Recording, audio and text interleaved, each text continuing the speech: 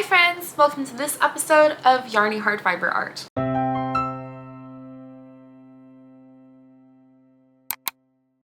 My name is Jess. You can find me on Instagram at yarnyheart, and this is the show where I talk about all the yarny things that I've been up to. I have one finished object to share with you, but I also have a lot of progress on my whips, and I have a couple new acquisitions and future plans to talk about as well. So without further ado, let's go ahead and get started.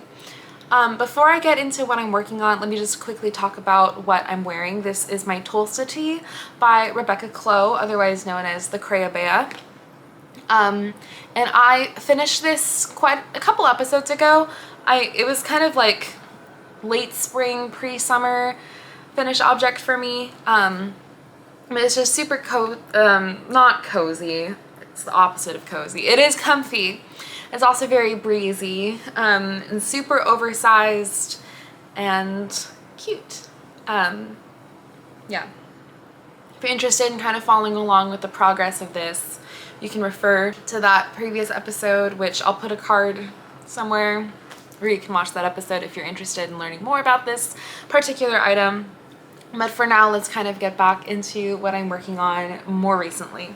So my finished object, which is not much of a surprise, I don't think, because I have been talking about this in the various stages, but I have finished my Very Berry Garden socks by Yucca. Last time we spoke, I had one sock finished already, and I had some progress on the second sock, and now both are done. So I've already talked quite a bit about like my progress on these socks, especially once I had one sock finished. It was kind of like not much of a mystery what the second sock was going to be like, because they are socks. They are two of a pair, so, but I will just talk a little bit about it still. So yeah, once again, this pattern is the Very Berry Garden by Yucca, and it's kind of like a pattern bundle-ish where there are lots of different ways that you can mix and match different elements that are provided within this pattern to create, I believe, a total of like 39 unique socks or something like that. But the options that I chose, and this is kind of like, this only makes sense if you already own the pattern, but I did the twisted rib toe, I did the mixed berry design for like the instep, and then I did a regular slip stitch heel for the heel. I did the dots for the back of the leg, and I think that's all of the options that were options that I could have chosen. So yes, but they're very cute. As you can see, I have them on my new Panda sock blockers. Yeah, they're great. They're really fun. One thing to note is because in the pattern it has you do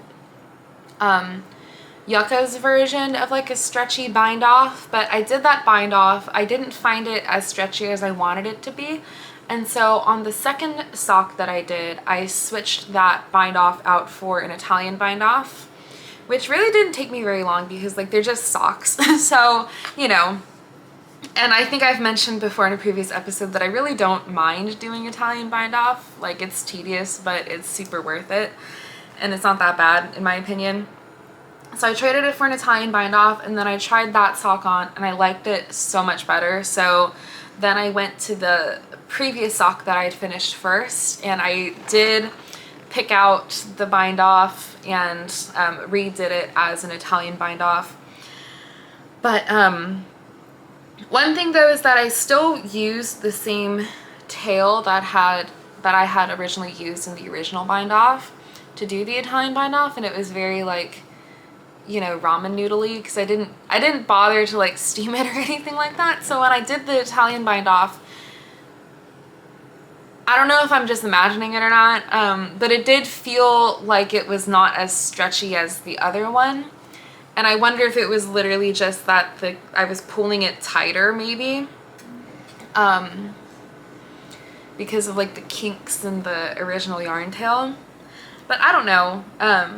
I was also kind of hoping that it would get better with blocking, but yeah.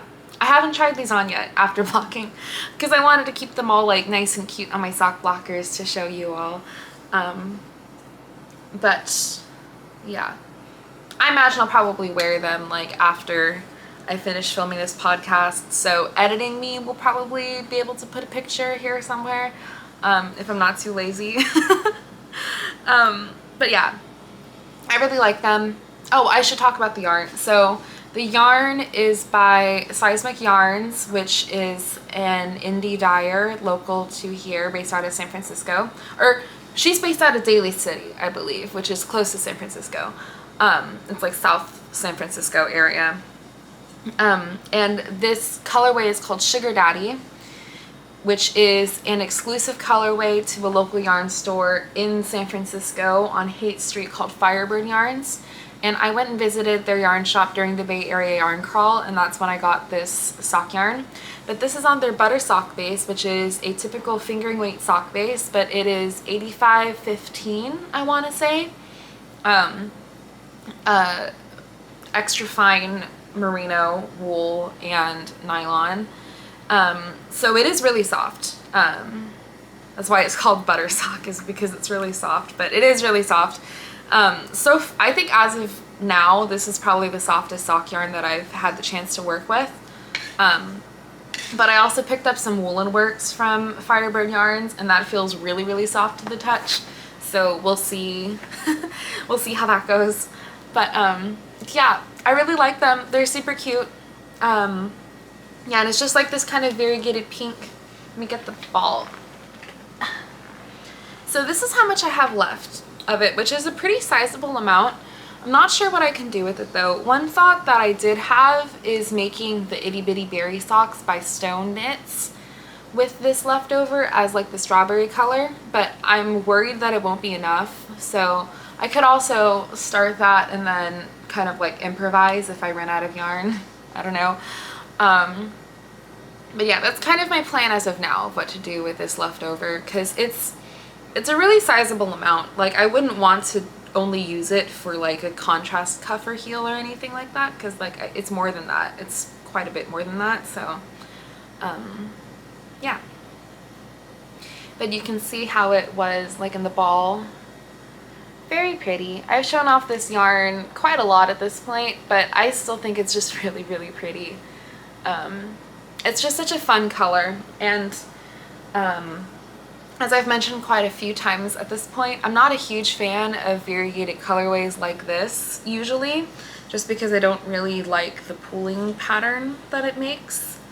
But I think this one just has so much variegation and so many different colors as part of its palette that it kind of like, it doesn't pool really in that way. Like it's just kind of like all over.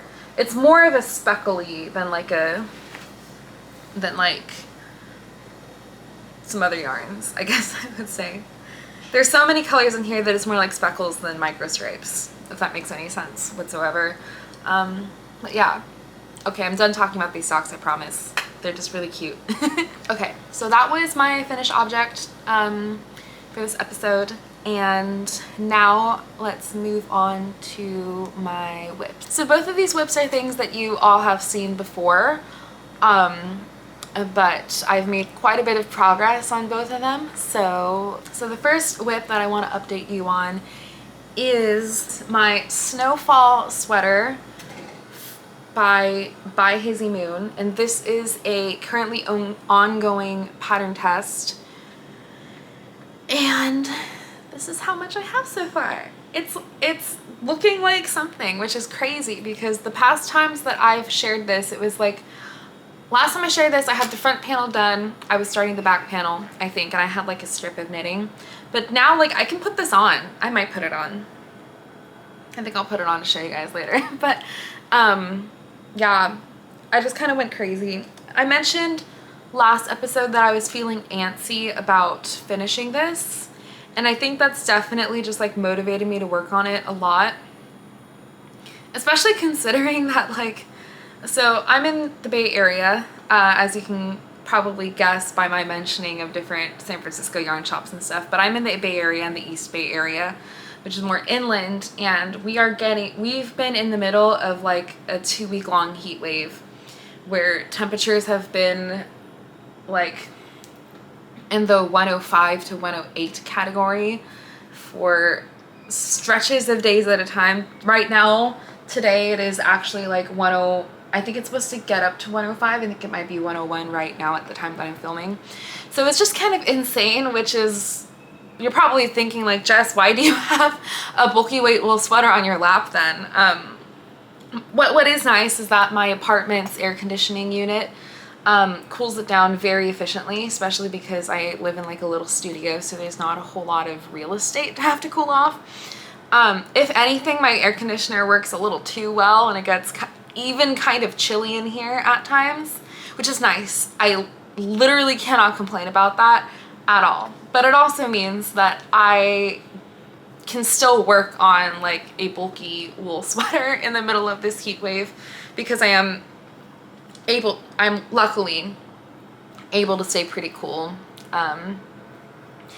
But the caveat to that is that sometimes it does, like sometimes I just don't feel like working on it because it's so hot outside, and I know it's so hot outside, and it just feels very counterintuitive to summer, you know? So it's kind of like this double-edged sword where it's like, I don't want to work on it because it's so hot outside and it feels weird to work on it. But then on the other hand, like the weird, spiteful, and competitive part of me, that just makes me want to work on it even more, like in spite of the heat. And partially too because this is a pattern test and it does have a deadline, which granted is not until mid-late August. But even still, I think having a deadline is motivating me to work on it because, well, yeah, it's a deadline, but it's also kind of like, if I don't want to work on it now, when will I want to work on it? And that's kind of motivating me to work on it in a weird way, if that makes any sense. Anyway, I have a lot of progress on this now.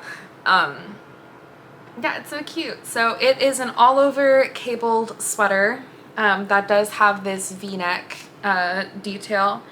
And I have steam blocked this quite extensively, not the sleeve part that I'm currently working on, but the rest of this I've steam blocked it. But it's still not quite, it's not opening up quite as much as I would like it to, especially this collar part. I mean, I guess it looks fine now. Now that I'm looking at it, it does look kind of fine. But I'm anticipating that when I get the chance to wet block it, when it's completely done, I'm anticipating that that will make it open up a lot more. I mentioned that's what happened with my Minori pullover that I made a couple months ago, which was also all over cables. I steam blocked it, I wore it out, and I was kind of like, not disappointed, but I was kind of like expecting it to be more oversized after the steam block. But then after I wore it out that one weekend, then I finally wet blocked it. After the wet block, it was the size, like the kind of slouchy oversized fit that I was hoping it would be.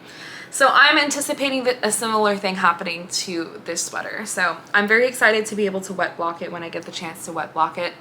But yeah, so it is worked front panel, and then you work the back panel.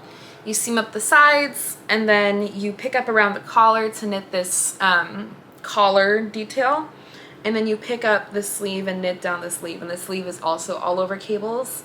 So I'm currently working on the sleeve. I started this sleeve 2 nights ago, but when I started it 2 nights ago, I basically just like picked it up, knit a couple of rounds, and then like left it. So all of this is done in pretty much like a day and a half. This is like a day and a half's worth of progress. So you can see that it's going quite well. Yeah, I'm excited to be done with it, honestly. Not because the pattern itself was a drag, but because it is honestly a little unpleasant to be working on a bulky weight sweater in the dead of summer. And I say that even though my eventual end goal is to cast on a different sweater after I'm done with this sweater, but that sweater is going to be fingering weight, and so it's not going to be like as crazy stupid heavy as this is. But yeah, I'm excited to be done. I don't know, I'm just excited to be working on something else. Part of it too is that this sweater has been a little bit hard on the hands just because it is like a bulky weight, and the gauge is pretty dense, especially with these cables. I have mentioned before this heave-ho cable that's like 7x7 cross. it can get pretty hard on the hands, but it's doable. And so, yeah, I'm just ready to be done. But I mean, good news, because like I think if I knit another chunk of sleeve that is this length, I think I'll be done. So I think this is like half of one sleeve probably, and then I just have to do that two more times after that. So total of 3 times this knitting, and then I should be done. So I'm very optimistic about my timeline for finishing this. I'm just gonna slip it on, especially now that my air conditioner's kicked back on. Just making sure nothing slips off my DPNs. The thing is, yeah, because I had so the circular that I was using for this was like too long to do the sleeve and the collar, but also too short to do magic loop. And then I remembered that I have DPNs that are also in this size. This is a size 6 needle. And I had DPNs from the original sweater that I bought these needles for a long time ago. That was also with bulky weight yarn. Which is fun fact, that was one of my first sweaters that I ever made, and it was completely improvised.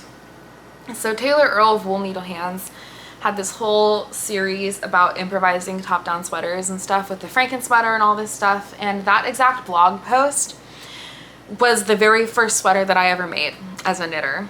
And this was back in like probably 2017 or 2018 when I initially found that blog post, and I knitted a top-down sweater that had my sorority letters on it. It was really cute. I still wear it sometimes in the winter, but there's mistakes. There's a lot of like gaps. My tension was not at all even, and so yeah, but that was my first sweater that I ever made, was improvised, bulky weight, and it used these same needles. Anyway, so as you can see, I have this on now, and I really like where the v-neck sits, because it is a higher v-neck, which is nice, but I really like the way that it lays when it's on. It does look a little funky when it's off, kind of like raised up a little bit, but it just looks really nice when it's on. So, and as you can see, the sleeve is down to my elbow right now, but this is also not blocked. When it blocks, I'm imagining that it'll probably grow a little bit, so I can see it being like there-ish. So yeah, as you can see, also one thing that I had been concerned about was kind of like this part opening up and growing more. Now that I've picked up this sleeve, you can see that it is kind of weighing it down more, which is what I'd wanted. So optimistic about that. It is still more fitted than I would have liked, or than I was supposed to get, but so I did hit gauge with Rye's gauge swatch, but one thing that the gauge does not take into consideration is that having these bigger cables as opposed to the smaller cables in the size small will also shrink your gauge. And so that's some feedback that I will leave on the pattern.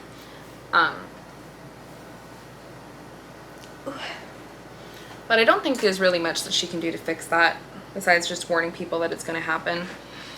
I dropped my yarn. Yeah, so that's my snowfall sweater, which is going along well. Hopefully next time I talk to you, it'll be done.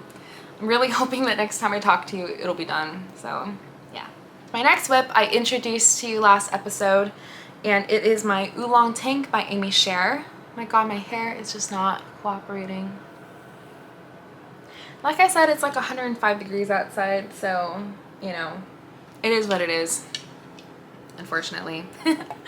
But yeah, so my next whip is my Oolong Tank by Amy Scher. Last time I talked to you, I only had like a little bit past the ribbing done.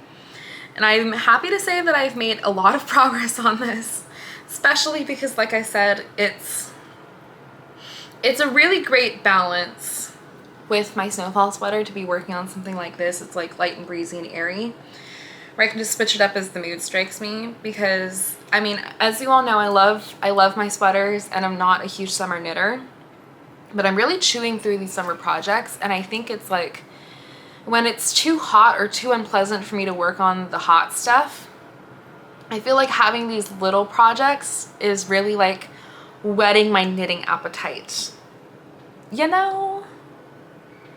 I don't know if I'm the only one that feels that way, but you know. Anyway, so here's what I have. It's at an awkward spot right now, but hopefully you can kind of see the overall shape and kind of what's going on here. So you start off in the round. You start off with that 1x1 rib that took forever to do. And then, I gotta sneeze. Anyway, so you start off in the round, and then you split for the front and back pretty early on. I was actually pretty nervous about this split. It just seemed very low to me, but now that I've knitted more, I'm kind of like holding up to myself. I'm like, okay, I can see how this works.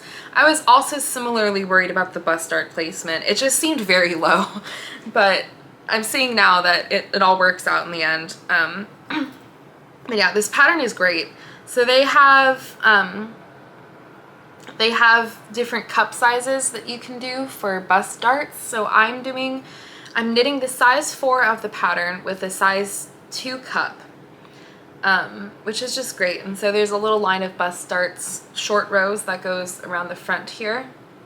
It's kind of hard to see. One thing that was kind of dumb, and like, I think this is literally just like a skill issue. This is totally a skill issue, but like my short row turns, my wrap-in turns, or they're double stitches, I guess. But like they totally left a gap on the right side. Is this the right side? This is the left side. On the left side, they totally left a gap here. And like, once again, totally a skill issue, but I don't care enough about it to go back and fix it because that's a lot of ripping back. But I mean, it is what it is, I guess, right? I can't think of any way to fix it other than like, maybe if it really, really bothers me, I could like try and stitch it up in the back or something, but I don't know, I'll see. Either way, it's not enough to ruin the piece for me because it's really, really pretty. So, like I was saying, you split for the front and back, and then you start on the front and you knit a couple rows more, and then you split for this deep V-neck, and then you're working underarm shaping in the V-neck on one side, and then I'm at the end of this part, and now I have to do some shoulder shaping here, and then I'm going to go back to this other side, pick it up, and then I assume that I will pick up the back side again, knit up the back side, and then I believe it's a 3 needle bind off on all the shoulders, and then picking up for like ribbing kind of finishing. So it's really pretty. It's a really, really pretty pattern. It's very well written.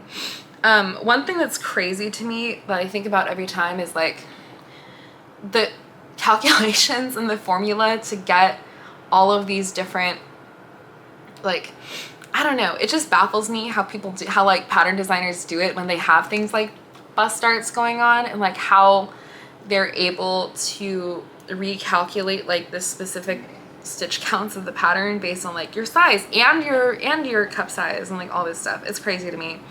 But yeah, it's a really good pattern, and it's making me want, like, I would definitely knit one of Amy Sher's patterns again in the future.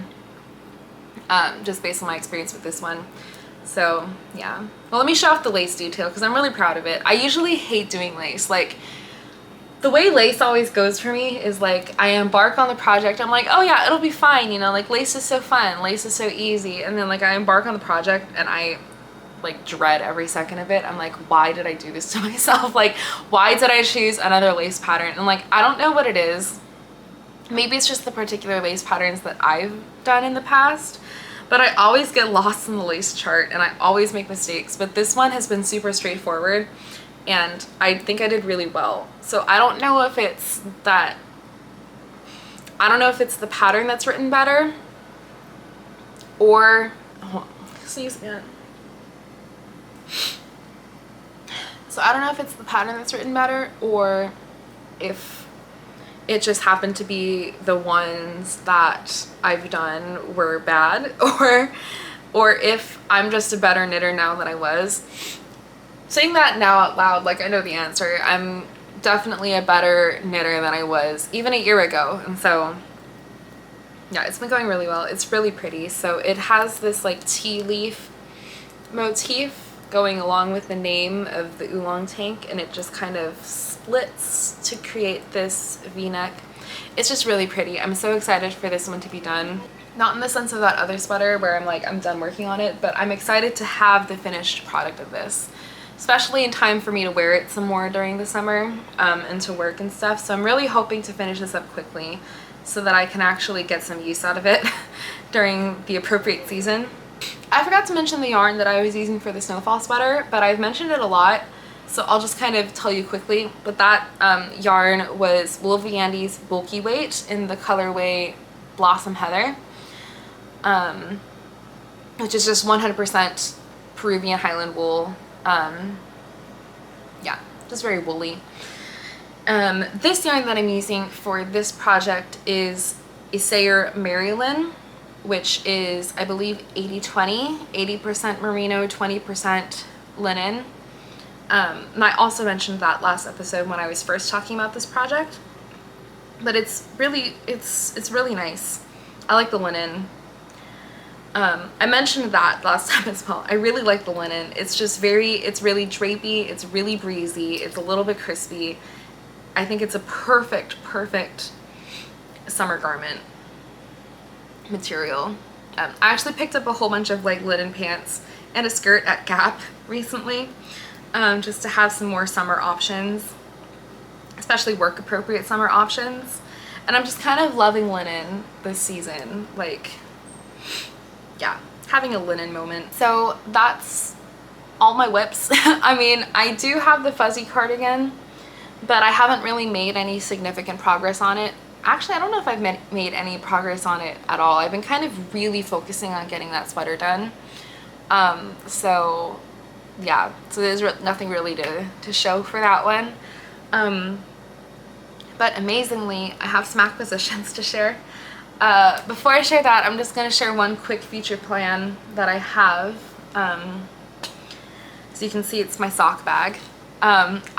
So next weekend I'm going on a family road trip down to Southern California, and I get really car sick, but I also want to have a car project, which is like the worst dichotomy ever. And so what I'm planning on taking with me that will hopefully not make me car sick is a sock project. And so I'm going to be using my Zauberball Crazy that I picked up during the Bay Area yarn crawl, and I'm just going to make some top-down vanilla socks and have that be my travel project as I'm going places. Part of that though is I don't really want to bring that many materials with me. Like, I don't want to bring DPNs or anything. I just want to bring my 9-inch circulars.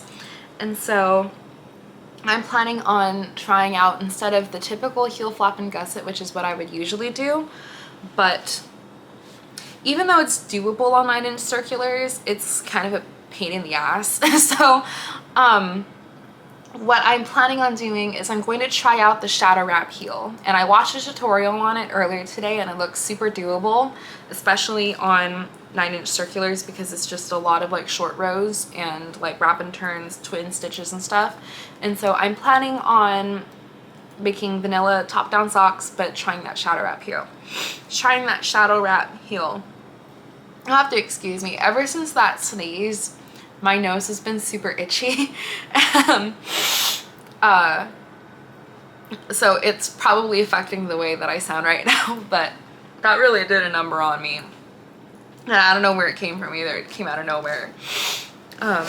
Yeah, so that's one of my future plans, is those vanilla socks.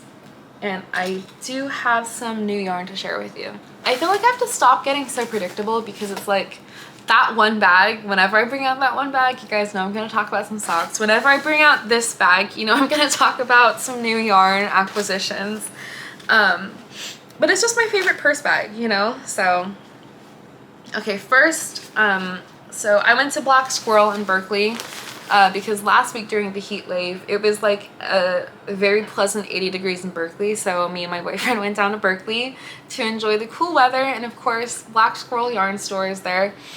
And so we absolutely had to go. I absolutely had to go, of course, you know. I made some poor financial decisions, but you know, whatever.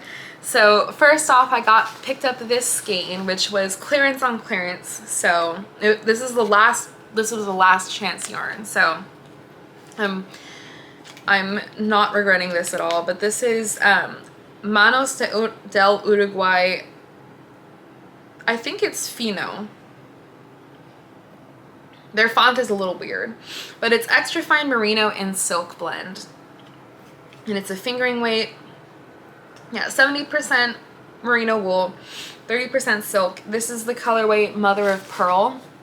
And it's this like very subtly variegated, like silver gray with some gentle lavender in there, some lighter grays.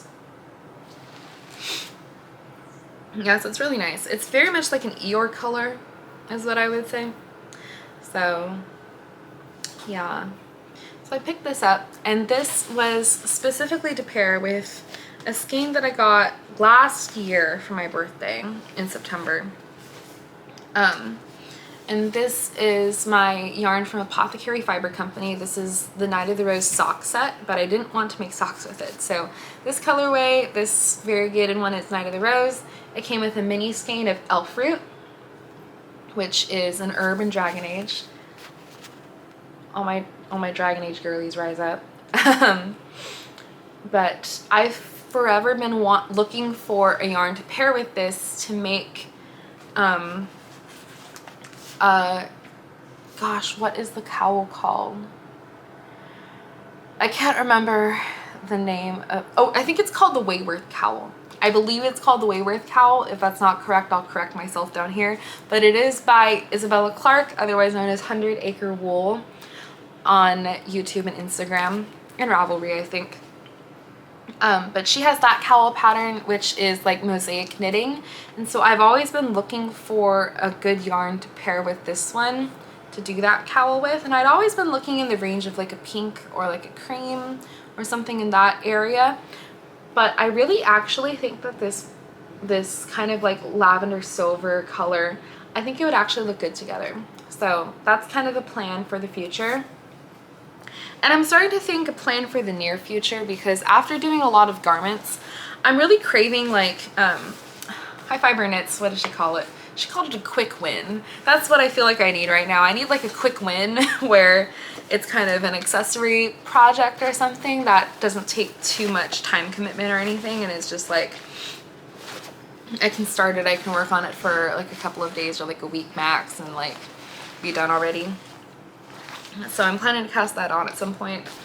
And my second purchase that I made at Black Squirrel, enough of these to do something with, but this is Knitting for Olive Cotton Merino.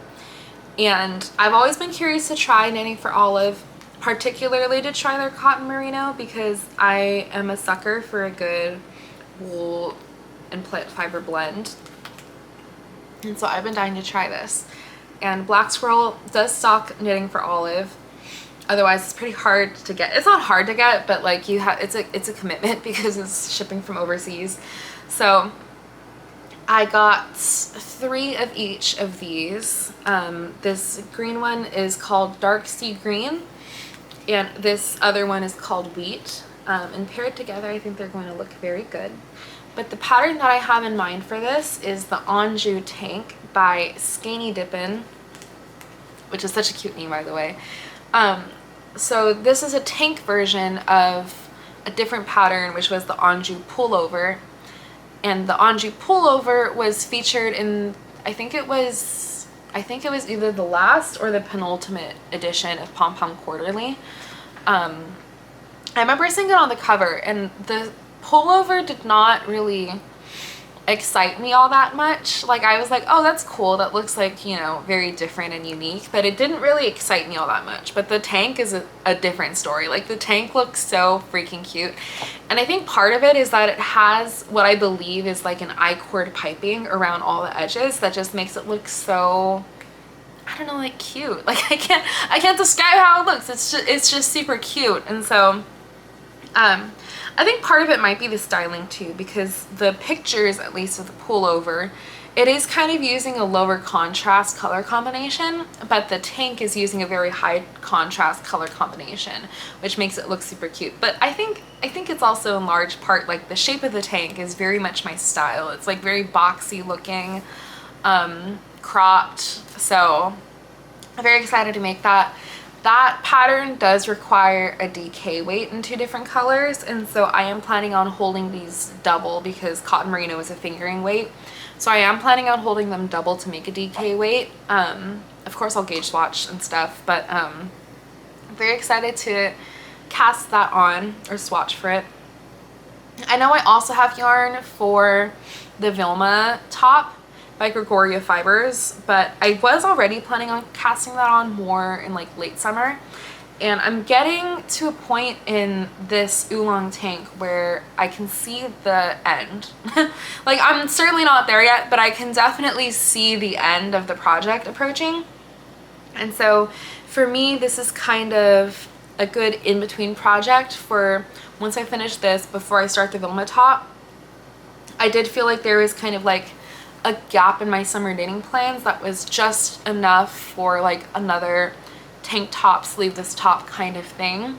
And so I'm definitely going to slot this in there. And with that being said, I think I'm all full up on plans for the year and yarn for the year.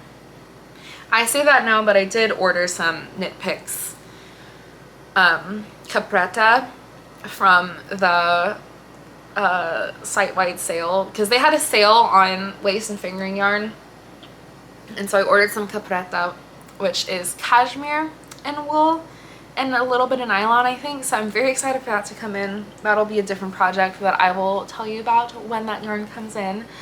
But just kind of looking ahead at what I have going, what I have in stash, and what I have plans for already, I really think that I don't need to buy any more yarn for the rest of the year, but we'll see. We'll see about that, because I mean, yeah. Like, basically I say that now, but who knows. I do think my knitting schedule is adequately filled for the rest of the year though. And once again, I say that now and it's like mid-July, so we'll see where it goes. Anyway, I'm very excited about this yarn purchase, and I will keep you updated on what I think about this knitting for Olive Cotton Merino, which is a cult classic, I know. But I'm very excited to try it for the first time. So that is all that I have for you today. Thank you so much for spending this time with me, listening to all the stuff that I have going on, all the stuff that I have plans for, and all the things that I'm excited about coming up. Yeah, it's been really great sharing this journey with you. So thank you for sharing this journey with me. If you like what I'm doing here, please take a moment to like this video and consider subscribing to my channel. It means so much more than you know. As always, you can follow me on Instagram at yarnyheart for more updates. And until next time, take care and I'll see you soon. Bye!